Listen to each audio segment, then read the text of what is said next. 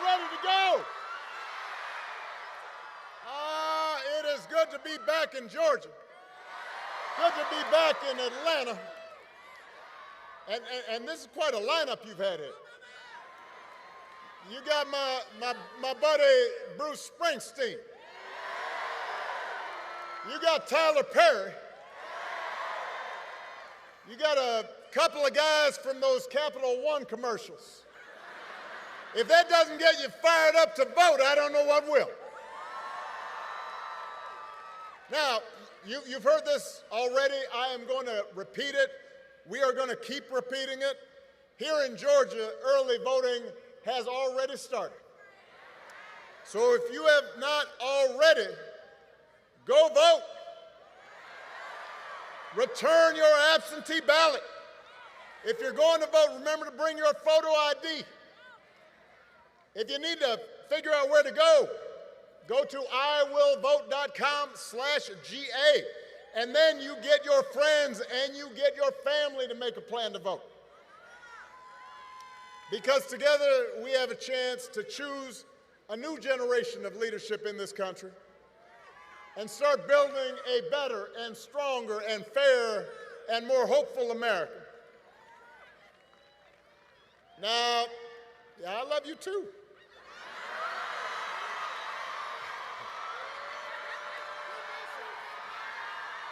Now we know this election is going to be tight because a lot of Americans are still struggling. As a country, we've been through a lot. As a country, we've been through a lot over the last few years. We had a historic pandemic that wreaked havoc on communities and businesses. And then disruptions from the pandemic caused price hikes that put a strain on family budgets. And people feel like no matter how hard they work, sometimes it feels like they're just treading water. So I get why people are looking to shake things up. What I cannot understand is why anybody would think that Donald Trump will shake things up in a way that is good for you, because there is absolutely no evidence that this man thinks about anybody but himself. I've said it before. Donald Trump is a 78-year-old billionaire who has not stopped whining about his problems since he rode down that golden escalator 9 years ago. And when he's not complaining, when he's not sending out crazy tweets, he's trying to sell you stuff. He's trying to sell you gold sneakers, trying to sell you a $100,000 watch, trying to sell you a Trump Bible, wants to sell you the Word of God, Donald Trump edition. Got his name right there next to Matthew and Luke. Now, you cannot make this stuff up. If this was on a Saturday Night Live skit, you'd say, well, no, that's crazy. But he's doing it because all he cares about is his ego, his money, his status. That's his mindset. Those are his intentions. And then there's the question of his competence. I mean, have you seen Donald Trump lately? He out there giving 2-hour speeches, just word salad. Said the other day, January 6th was a day of love, he said that. Like it was Woodstock or Coachella. If your grandpa was acting like this, you'd call up your brother, call up your cousin, you say, hey, have you noticed Grandpa? He acting kind of funny right now. But here's the interesting thing, is he acts so crazy and it's become so common that people no longer take it seriously. I'm here to explain to you, just because he acts goofy does not mean his presidency wouldn't be dangerous. And you do not have to take my word for it. Lately, some of the people who know Donald Trump best have been saying in no uncertain terms that he should not be president again. The other day, General John Kelly, Donald Trump's former chief of staff, said that Trump told him he wanted his generals to be like Hitler's generals. Now, don't boo, vote. Now, I want to explain that in politics, a good rule of thumb is don't say you want to do anything like Hitler. You know, that's just good political advice. But it is useful because it gives us a window into how Donald Trump thinks. And John Kelly isn't the only one saying this. Two of his defense secretaries, people who worked for him, said the same thing. His chairman of the Joint Chiefs of Staff, that is the top of the top brass in our military, said he is dangerous. Now, I happen to know John Kelly and Mark Miller. They served under me when I was commander-in-chief. These are serious people. This is a decorated soldier and Marine who served in battle. They are not, quote-unquote, woke liberals. They are people who have never, in the past, even talked about politics because they believe that the military should be above politics. But the reason they're speaking up is because they have seen that in Donald Trump's mind, the military does not exist to serve the Constitution or the American people. He doesn't see being commander-in-chief as a solemn, sacred responsibility, just like everything else. He thinks the military exists to do his bidding, to serve his interests. He said if he's elected, he'll use that military to go after, quote, the enemy within, which he defines as anybody who criticizes him or refuses to bend the knee. He can't handle that. And unlike last time, unlike the first time, he won't have people like John Kelly around to stop him. He'll be surrounded by people who are just as loony as he is and who will let him do what he wants. And so my question to you, Georgia, is how is any of that going to help you? We do not need 4 years of a wannabe king, a wannabe dictator running around trying to punish his enemies. That's not what you need in your life. America's ready to turn the page. We are ready for a better story. Georgia, we're ready for a president, Kamala Harris.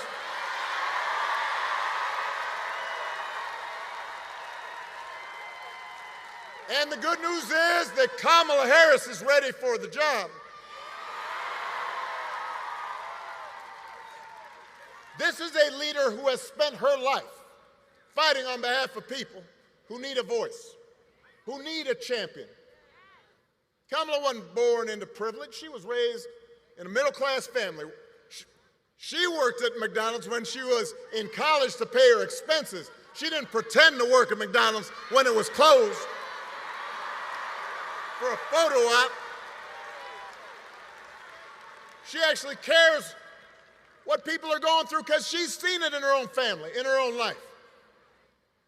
As a prosecutor, Kamala stood up for children who'd been victims of sexual abuse. As Attorney General of California, fought the big banks and for-profit colleges, secured billions of dollars for people after they'd been scammed. After the home mortgage crisis, Kamala pushed me and my administration hard to make sure homeowners got a fair settlement. It didn't matter that I was a Democrat, that she had knocked on doors for my campaign in Iowa. She was not going to let anybody stop her from winning as much relief as possible for families who deserved it. So the point I'm making, if you elect Kamala Harris, she will not be focused on her problems, her ego, her money. She's going to be focused on you. She's going to be focused on you.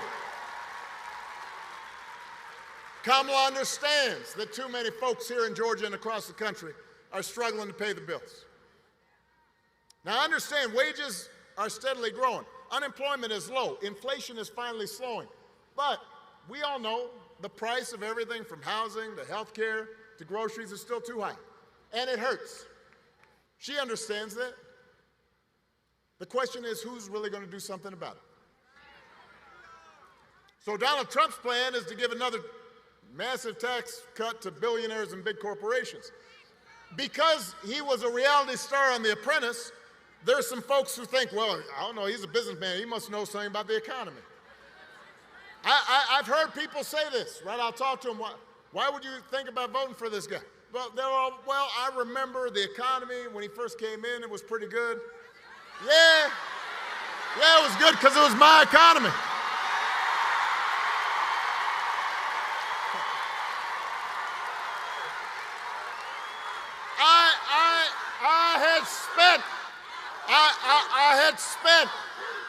I had spent 8 years cleaning up the mess that the Republicans had left me. And then I handed over 75 straight months of job growth to Donald Trump. And all he did was give tax cuts to folks who didn't need it, drove up the deficit in the process, and now he wants to do it again. You can't give him credit for that. And then I hear, the other thing I hear, some folks will be like, well, Donald Trump sent me a check during the pandemic. No, y'all know, because I've heard this, I know y'all, some of you heard that.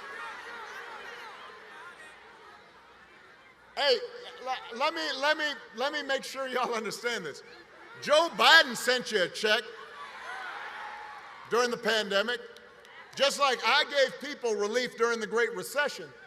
The thing is, we didn't put our name on it because it wasn't about feeding our egos. It wasn't about advancing our politics.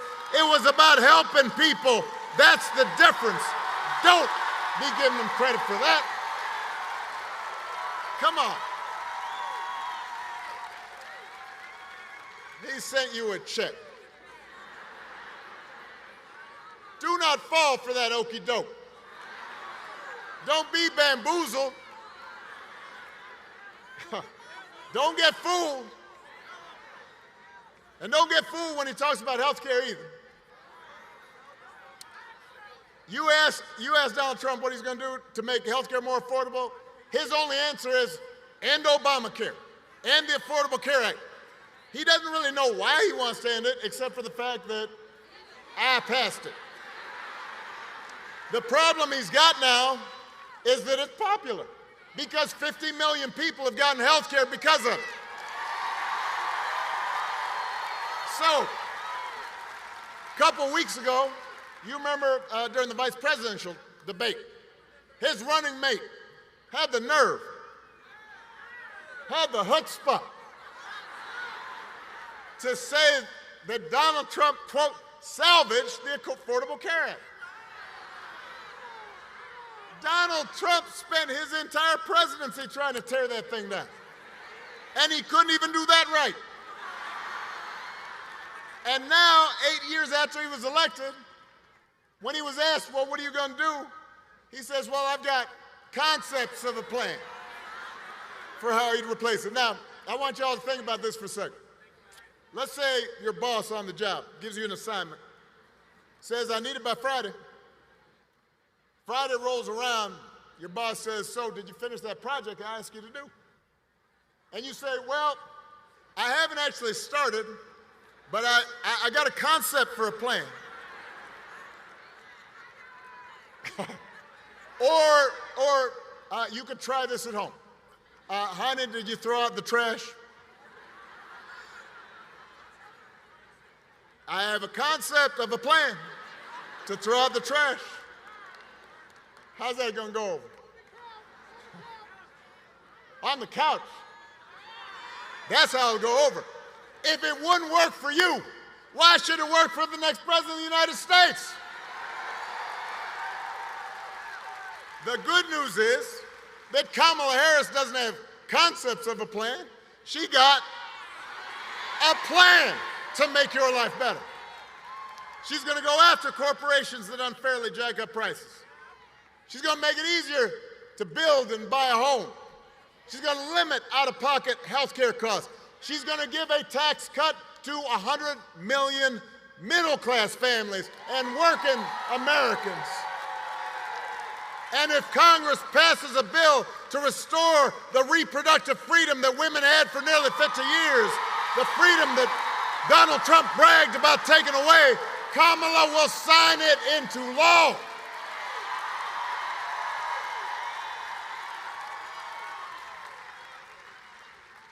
It's an example of how elections matter. And I have to say, I get why folks get frustrated with politics. I do too sometimes. I don't watch cable news. Because sometimes I get why people block it out. It just seems like everybody arguing and fussing. But I always tell people, look, politics, it's not going to solve all your problems. No president is going to eliminate poverty in one term or eliminate racism, because those problems are hard. It takes steps, a little bit at a time, but your vote matters because that little bit of a time, that incremental improvement, that adds up. And things can get a little better, or they can get a little or a lot worse. When I was president, we did not solve all problems with our healthcare system, but 50 million people getting health insurance that didn't have it before, that made a difference. You know somebody who has health insurance because of it. And I'm going to give you another example. When I was president, we put together an entire playbook for how to deal with a pandemic, because we had dealt with Ebola, we had dealt with the H1N1 virus. We put together a plan, and we practiced, and we had all the agencies in terms of how you're going to deal with the schools and how we're going to deal with the public health agencies. And we put it all together, and when Donald Trump came in, we gave him that playbook. And he, I guess, dropped it in the dustbin. 3 years later, a pandemic hit. And I want to be fair. Listen to me now. No matter who was president, the pandemic was going to be a huge crisis. People were going to get sick. People were going to die. Businesses were going to close. There'd be travel restrictions. It was a once-in-a-100-year event. But if you look at a country like Canada, the per capita death rate during COVID was 60% lower than it was here in the United States. So you do the math. Over 1 million people died during the pandemic here in the U.S. 60% of over 1 million, that's 600,000 people. That's grandparents. That's aunts. That's uncles, parents, co-workers, friends. Everybody here was touched by it.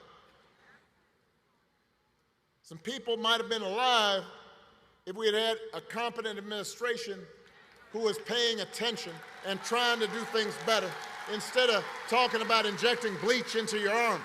Now, you remember that if somebody tells you it doesn't make a difference. It will not make things perfect, but it does make a difference. To have somebody who is competent, somebody who sees you, somebody who respects you, somebody who cares about you, somebody who understands your dreams. And you need to remind folks who are still on the sidelines that the election is about more than just policies. It's about values, and it is about character. Some of you know when I was growing up, I didn't have a father in the house. But I did have people around me, a stepfather, grandparents, teachers, coaches, and most of all, my mother, who tried to teach me the difference between right and wrong, who showed me what it meant to be honest and responsible, to work hard, to treat other people the way I wanted to be treated. And look, I was a knucklehead sometimes when I was a kid, and I didn't always live up to those values, even as a young adult. But over time, I internalized those values. And as an adult, I said, this is what I need to stand on. This is my foundation. And I suspect most of you grew up the same way. And one of the most disturbing things about this election and about Trump's rise in politics is how we seem to have set the values we were taught aside, how we seem to disregard them, how we pretend they don't matter. When Donald Trump lies about hurricane aid, you've got a hurricane in North Carolina, people desperate, and he and his vice president candidate deliberately circulate rumors that that money is being given to illegal aliens, illegal immigrants, as opposed to people who are desperate. When he cheats or shows utter disregard for our Constitution, when he calls service members who died in battle losers, or fellow citizens vermin, people make excuses for it. They act like it's okay as long as their side wins. And I've noticed this especially with some men who seem to think Trump's behavior is a sign of strength, that macho, you know, I'm going to own these folks, I'm going to put them down. I am here to tell you, that is not what real strength is. It never has been. Real strength is about working hard and taking responsibility and telling the truth even when it's inconvenient. Real strength is about helping people who need it and standing up for those who can't always stand up for themselves. That's what we should want in our daughters and our sons. And that's what I want to see in the President of the United States of America. And the good news is, we've got a candidate to vote for in this election who demonstrates that kind of character, who knows what real strength looks like, who will set a good example and do the right thing and leave this country better than she found it. That is what this election is about. And that is why it is my honor to introduce my friend, the next President of the United States of America, Vice President Kamala Harris.